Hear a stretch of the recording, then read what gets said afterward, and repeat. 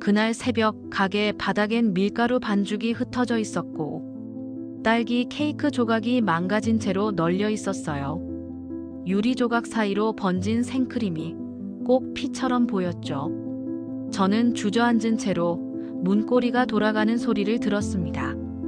그 사람이 또 왔구나 싶었어요.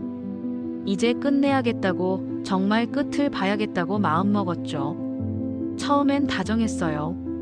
딸보다 저한테 더 살갑게 굴었고 세상에 저런 남자 또 없겠구나 싶었죠.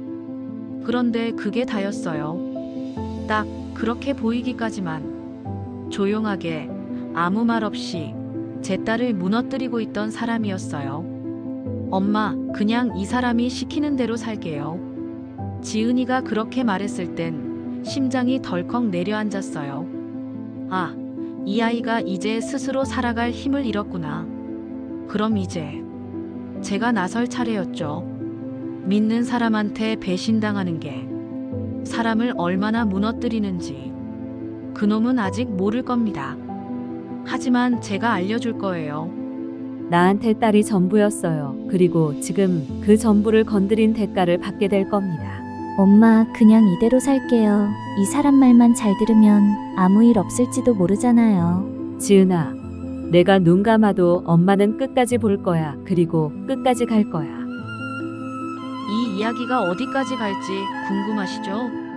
지금 구독, 좋아요, 알림 설정 꼭 눌러주세요.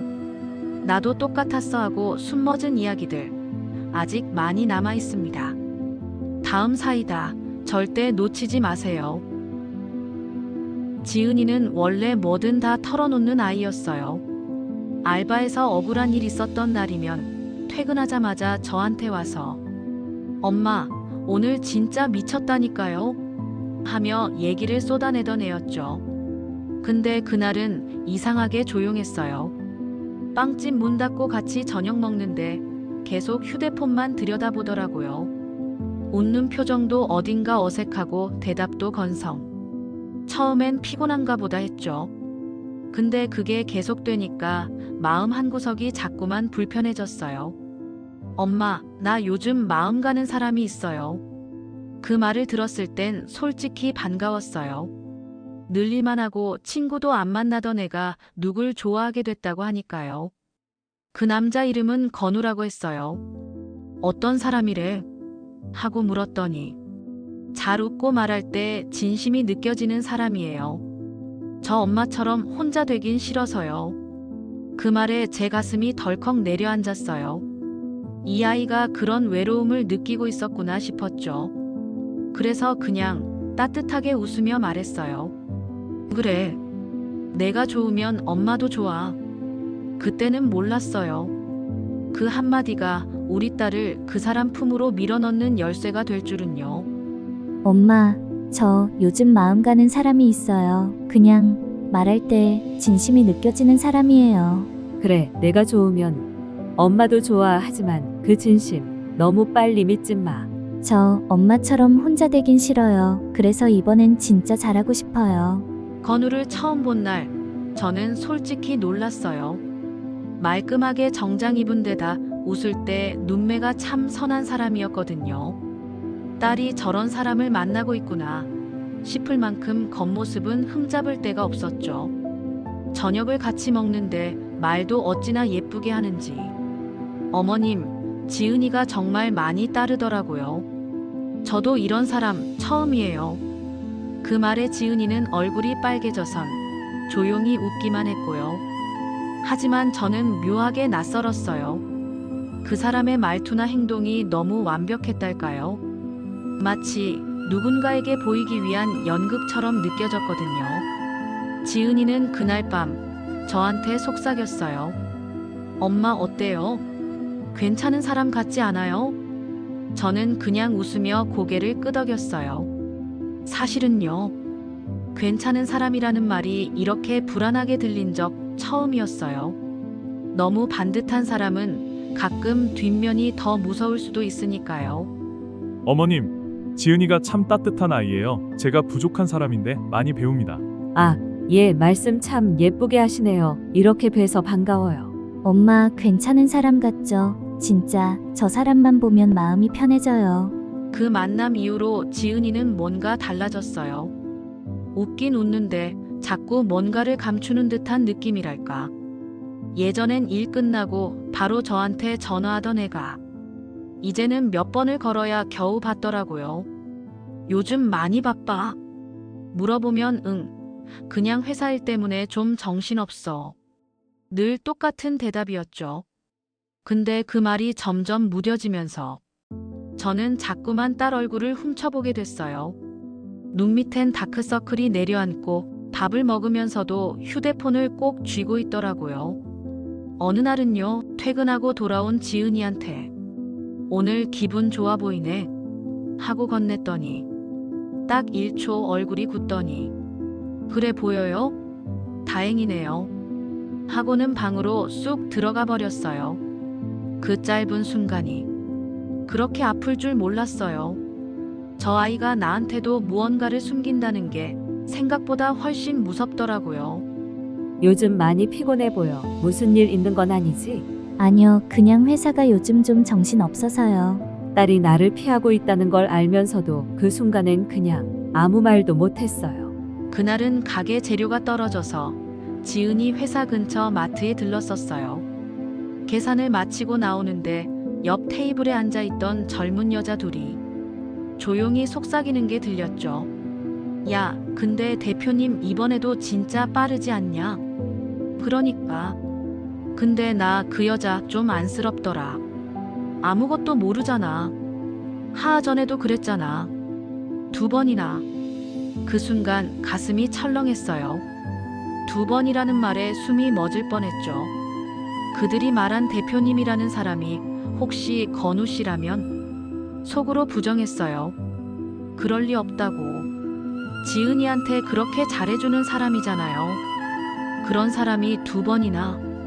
하지만 마음속에선 그 말이 계속 맴돌았어요.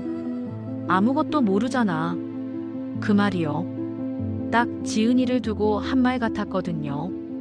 그날 밤 지은이 방 앞에서 한참을 서 있었어요. 문을 열고 들어가 그 사람 누구야? 하고 묻고 싶었죠.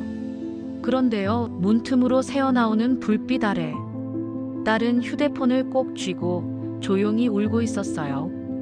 그걸 보고도 저는 문을 열지 못했어요. 나 그 여자 좀 안쓰럽더라. 아무것도 모르잖아. 2번이요? 그게 무슨 말이에요? 그날 밤 저는 딸의 방 앞에서 문을 열지 않았어요. 대신 마음을 닫았죠. 대신 그 남자에 대한 문을 열기 시작했어요. 며칠 뒤였어요. 지은이가 잠든 밤, 저는 조심히 아이의 가방을 정리하다가 작은 쪽지 하나를 발견했어요. 뒷면에 건우 씨가 준 메모라고 쓰여 있었죠. 그 종이엔 내가 지은 씨를 얼마나 아끼는지 회사 사람들한테 보여주고 싶어요. 내일도 로비에서 기다릴게요. 항상 당신 편입니다. 처음엔 그냥 달달한 문장 같았어요.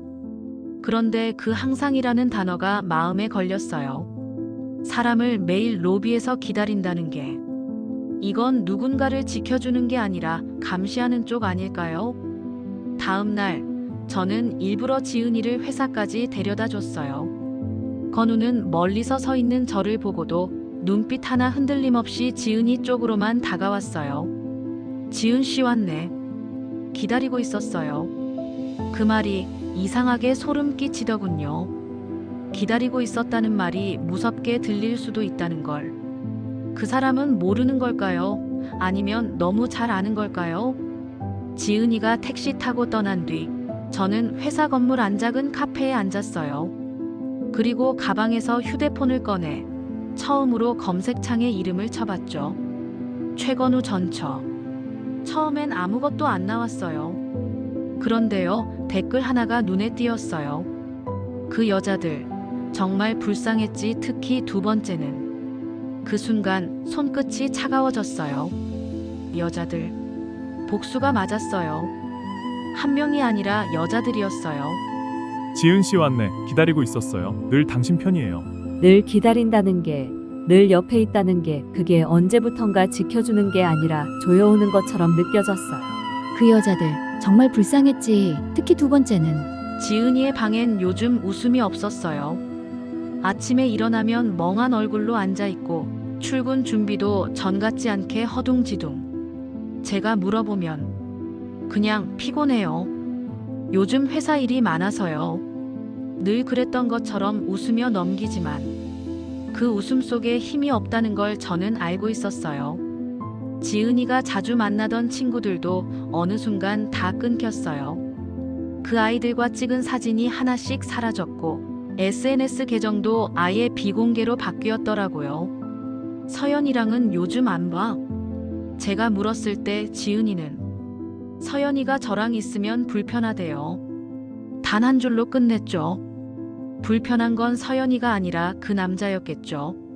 누구도 믿게 두지 않고 누구에게도 기댈 수 없게 만든 다음 혼자 남겨놓는 방식. 밤중에 일어났을 때 지은이가 거실에 앉아 휴대폰 불빛만 바라보고 있는 걸 본 적이 있어요. 그 눈빛이 정말 낯설더군요. 마치 어두운 물속에 오래 잠겨 있다가 숨을 참는 것도 뱉는 것도 잊어버린 사람처럼. 그 순간 문득 떠올랐어요. 그 사람은 지금 지은이를 고립시키고 있다고요. 그리고 그 고립은 아주 조용히, 천천히 아이의 숨을 막아가고 있었어요. 사진이 하나둘 사라졌고 친구 이름이 입에서 사라졌고 마침내 딸의 웃음마저 사라졌어요. 서연이가 저랑 있으면 불편하대요. 이 아이를 이렇게 만든 사람 내가 반드시 직접 보러 가야겠다고 그날 결심했어요. 그날은 유난히 빵이 잘 구워졌어요. 반죽도 매끄럽고 오븐 온도도 딱 좋았고 가게 안엔 고소한 냄새가 가득했죠. 근데 그 냄새 속에서 저는 아무런 기쁨도 못 느꼈어요. 지은이가 요즘은 빵 냄새만 맡아도 속이 메스껍다며 고개를 돌리거든요. 그 아이가 제일 좋아하던 크림빵인데 손끝도 안 대는 모습을 보는 게 어쩌면 그보다 더 확실한 신호는 없었을지도 몰라요. 사람이 무너질 때는 말보다 먼저 좋아하던 것들이 사라지더라고요. 지은이에겐 빵이, 저한텐 그 아이의 웃음이었는데 말이죠. 그날 밤 저는 처음으로 그 사람의 이름을 제대로 검색해봤어요. 최건우. 그 이름 옆엔 아무 기사도 없었지만 익명 커뮤니티엔 무심한 말들이 몇 개 떠있더라고요. 전처가 그렇게 됐을 땐 아무도 책임 안 졌지. 다른 여자도 말은 안 했지만 다 알고 있었어. 그 문장들을 읽는데 손이 덜덜 떨렸어요. 눈앞이 흐려졌어요. 이게 전부 사실이라면 내가 내 딸을 그런 사람한테 밀어넣은 거잖아요. 진실을 찾아야 한다.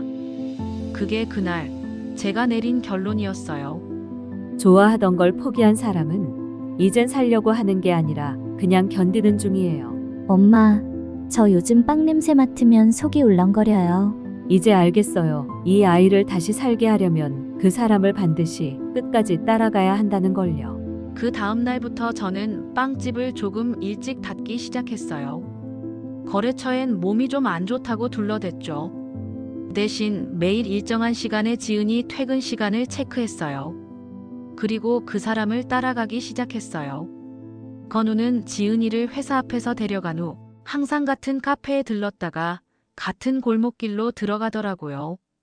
거기서 정확히 17분을 머무른 뒤 다시 나왔고요. 늘 똑같은 시간, 똑같은 경로, 똑같은 표정. 마치 연습이라도 한 듯 정해진 루트처럼요. 이상했어요. 사람이 사랑에 빠지면 조금은 무질서해지기 마련인데 이 사람은 모든 게 너무 계획적이었어요. 제가 몰래 사진도 몇 장 찍어봤어요. 건우 혼자 있을 때의 얼굴을요. 지은이 앞에서 보였던 다정한 미소는 없었고 대신 창백한 얼굴에 무표정이 딱딱하게 붙어 있었죠. 그리고 그가 방문했던 건물 4층. 출입문엔 작은 명패 하나가 붙어 있었어요. 심리상담센터 비공개 예약제. 지은이가 저한테 말도 없이 이런 곳을 다닌다고요? 그날 밤 저는 지은이 몰래 그 명패를 검색했어요. 등록된 상담사가 없더라고요. 운영자도 전화번호도 전부 비공개. 그건 상담센터가 아니라 누군가를 조용히 분리시키는 공간일 수도 있다는 생각이 들었어요. 그 공간에서 지은이는 도대체 어떤 이야기를 했을까요? 늘 같은 시간, 같은 골목, 같은 건물, 그 사람의 하루는 지은이보다 훨씬 정돈되어 있었어요. 그 상담센터엔 상담사가 없었고 전화번호도 없었어요. 도대체 지은이는 그 안에서 뭘 하고 있었을까요? 그 사람이 지은이를 데려가는 곳마다 따라가기로 했어요. 숨기려는 게 있다면 제가 드러내면 되니까요. 그날은 조금 더 멀리 따라갔어요. 건우가 지은이를 데려다 주고 나서 혼자 들어간 곳은 한 남루한 오피스텔 건물이었어요. 입구에 붙은 벽보엔 청소년 자원 상담 모임이라는 종이장이 붙어 있었죠.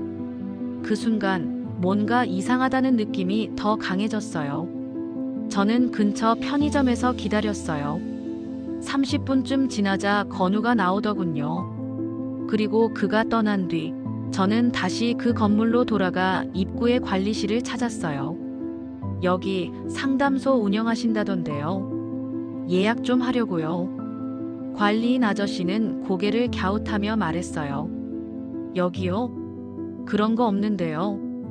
한 2년 전에 폐업했어요. 가슴이 철렁 내려앉았어요. 그렇다면 그 건물에 드나들던 건 상담 때문이 아니라는 거잖아요. 그때부터 저는 인터넷을 뒤졌어요. 최건우 전 여자친구, 최건우 사건, 조용한 블로그, 숨겨진 커뮤니티까지 샅샅이 뒤졌죠. 그리고 마침내 찾았어요. 세 번째 페이지, 희미한 뉴스 아카이브. 20XX 년 3월 모 여성심리상담센터에서 30대 여성 어씨 추락사. 그 밑에 흐릿하게 남은 이름 하나. 어씨는 당시 연인 관계였던 최건우와의 다툼 이후 실종됐으며 다툼, 실종, 그 이후 자살로 처리된 사건. 그럼 그 여자도 손끝이 식어가고 있었어요. 마치 제 손이 무언가 차가운 것에 닿은 듯. 그 사람, 이제는 확실했어요. 지은이도 똑같은 길로 끌고 가고 있는 거라고. 여기요. 상담소는 한참 전에 없어졌는데요. 지금은 비어 있어요. 없어진 상담소에 매일 들렀다고요? 지은이는 그 안에서 대체 뭘 겪은 걸까요? 뉴스 아카이브에 박힌 이름을 보는 순간 제 머릿속에서 지은이 얼굴이 번졌어요. 그 사람 이대로 두면 안 돼요. 다음 날 저는 일부러 건우에게 전화를 걸었어요. 그동안 한 번도 먼저 연락한 적 없던 제가. 갑자기 시간 괜찮으시면 가게에 한번 들르시죠. 그렇게 말하니 그는 잠시 말이 없더군요. 그리고 5초쯤 뒤, 어머님. 네, 꼭 한번 찾아뵙겠습니다. 늘 그랬던 것처럼 웃음 섞인 목소리로 대답했죠. 가게 문을 닫은 시간, 저는 빵 하나하나 정리하며 마음속으로 생각했어요. 이제부터는 내가 당신을 감시할 거예요. 당신이 우리 딸을 어떻게 망가뜨리는지 내가 직접 봐줄게요. 건우는 정말로 왔어요. 전보다 훨씬 말수가 줄었고 자주 눈치를 살피더라고요. 지은이가 요즘 어머님 얘기를 자주 해요. 그 말에 저는 가만히 웃으며 대답했어요. 그래요? 딸이 요즘 좀 힘들어 보여서요.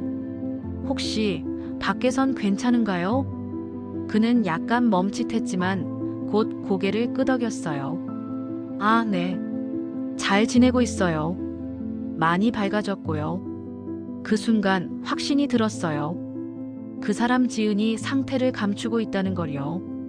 그리고 저는 마지막으로 빵 하나를 포장해서 그에게 건넸어요. 지은이한테 갖다 주세요.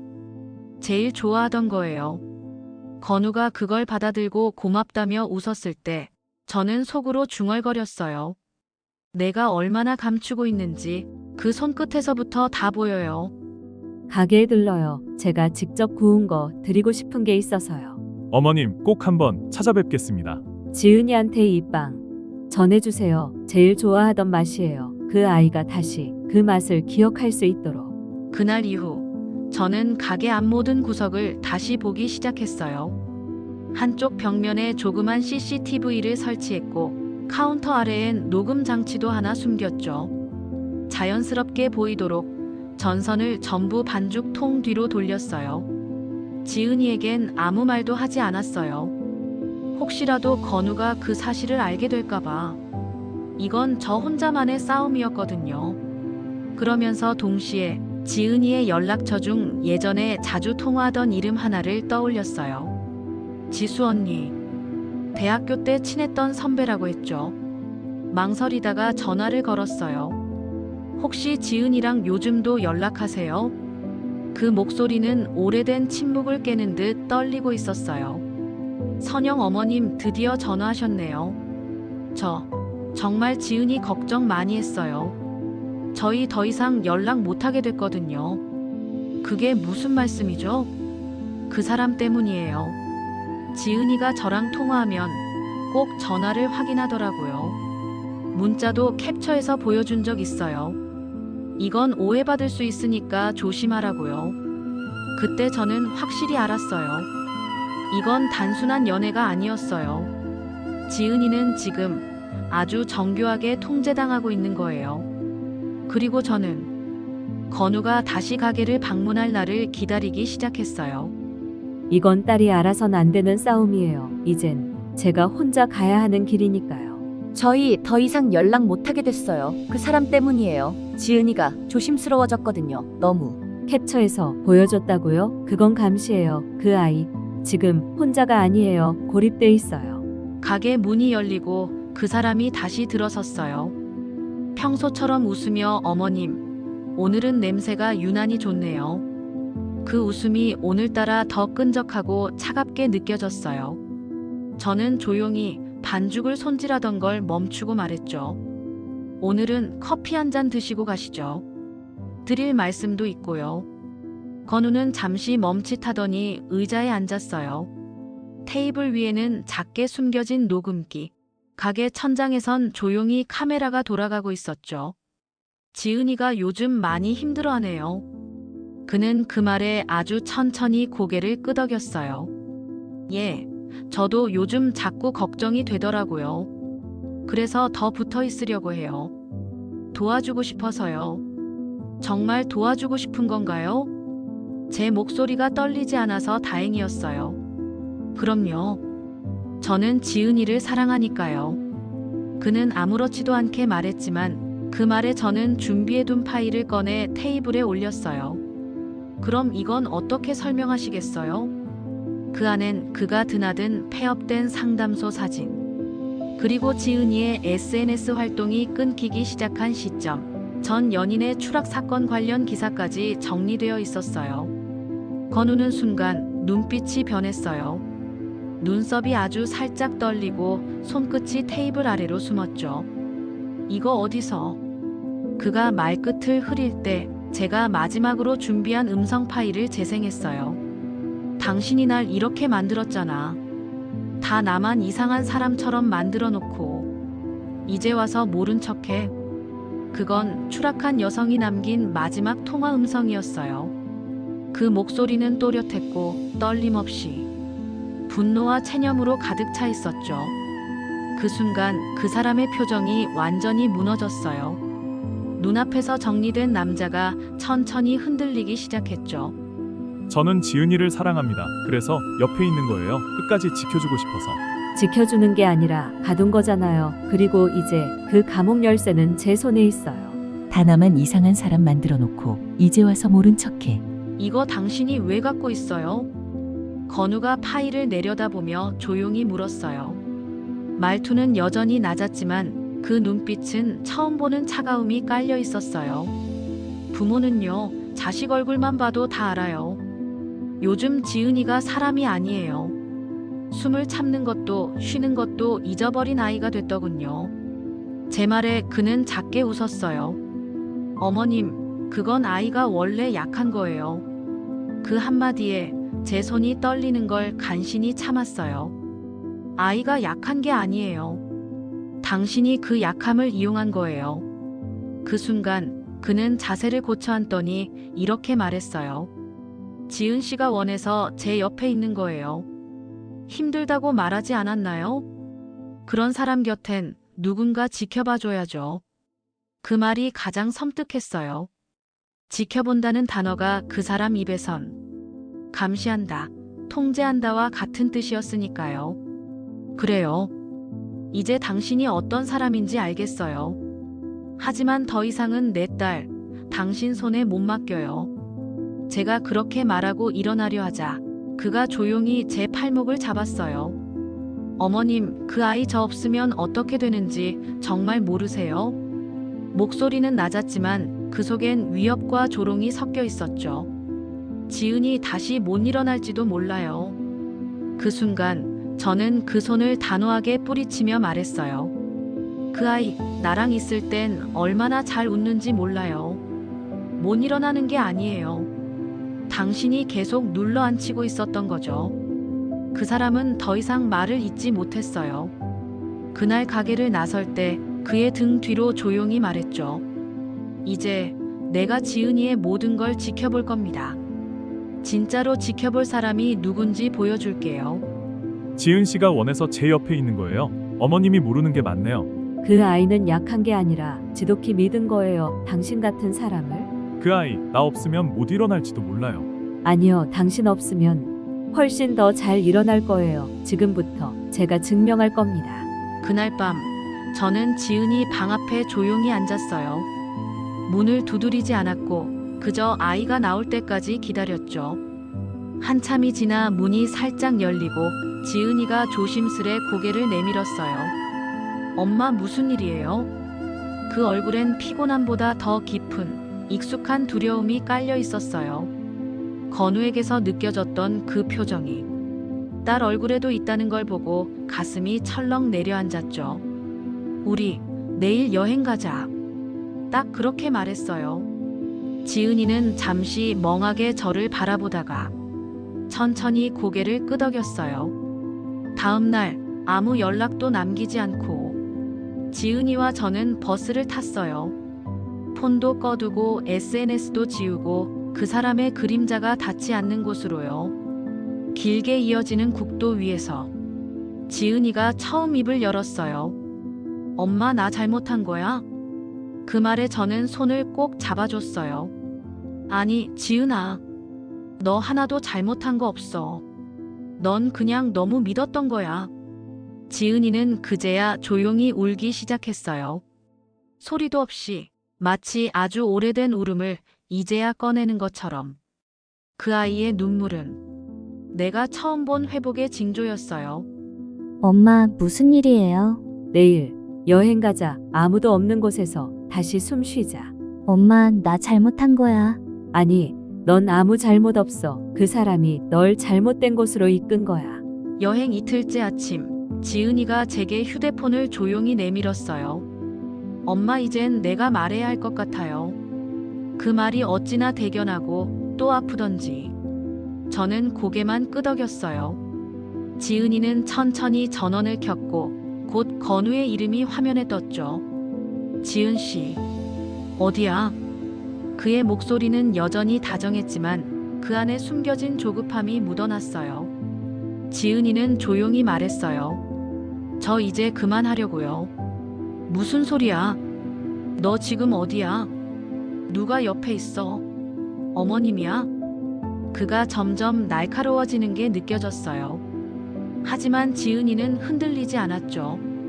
건우 씨, 저 이제 아무것도 숨기지 않을 거예요.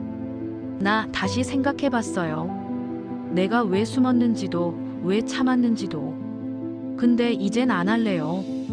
그 말에 건우는 말이 없었어요. 한참 침묵이 흐른 뒤 짧게 말했죠.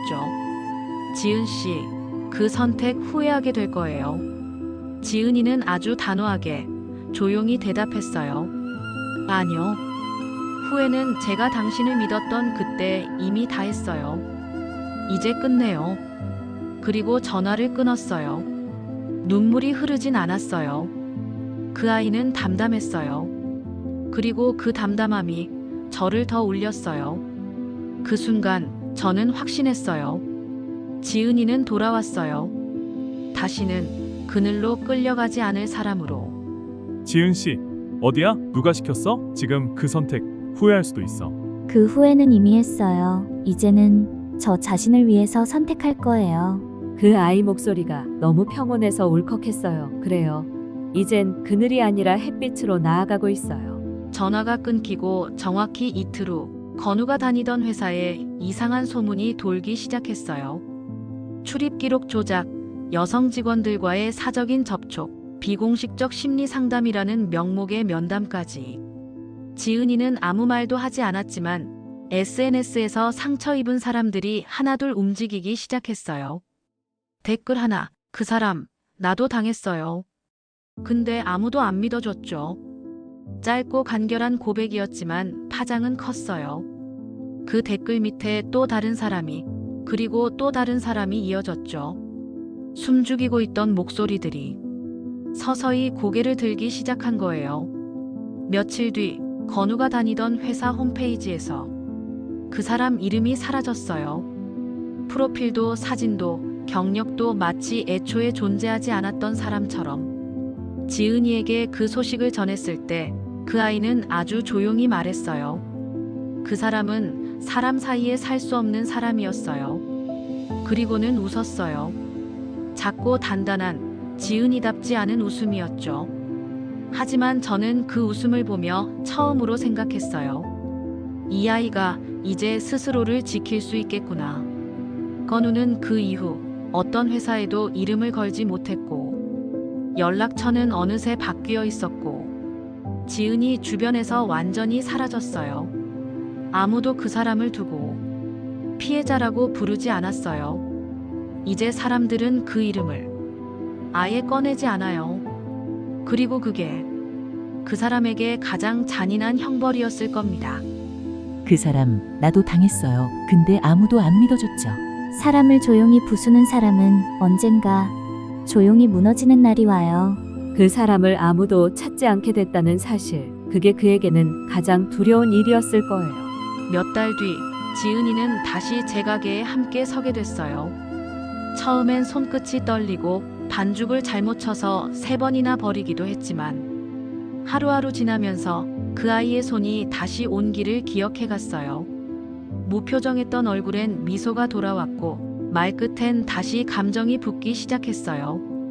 엄마, 이 빵은 예전보다 맛이 더 좋아졌어요. 그 말이 얼마나 기뻤는지 몰라요. 맛이 변한 게 아니라 이제 그걸 느낄 수 있게 된 것이라는 걸 저는 알았거든요. 가끔 건우 이야기가 기사에서 언급될 때면 지은이는 조용히 고개를 돌려요. 그리고 말하죠. 이젠 상관없어요.